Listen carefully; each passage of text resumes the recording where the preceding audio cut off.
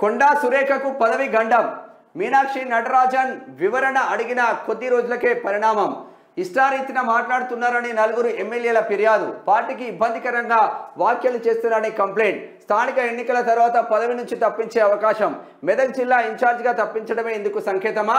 దేవాదాయ అటవీ శాఖ మంత్రి కొండా సురేఖను త్వరలో పదవి నుంచి తప్పించనున్నారా? తాజాగా ఆమెను మెదక్ జిల్లా ఇన్ఛార్జ్ మంత్రి బాధ్యతల నుంచి తప్పించడమే దీనికి సంకేతమా అంటే అవుననే సమాధానాలు సొంత పార్టీ నుంచే పెద్ద ఎత్తున వినిపిస్తున్నాయి. స్థానిక సంస్థల ఎన్నికల తర్వాత ఆమెను మినిస్టర్ పోస్టు నుంచి తప్పించనున్నారనే ప్రచారం జరుగుతుంది. కొంతకాలంగా కొండా సురేఖ వివాదాస్పద వ్యాఖ్యలు చేస్తూ పార్టీని ఇరకాటంలో పెడుతున్నారని బాధ్యతాయుతమైన స్థానంలో ఉండి ఇష్టారీతిన మాట్లాడుతున్నారంటే ఆమెకు పెద్దగా చదువుకోలేదు, మరి ఏం చేస్తుంది? చదువుకున్న వాళ్ళకి మంత్రులు ఇస్తేనేమో అది వేరుంటుంది.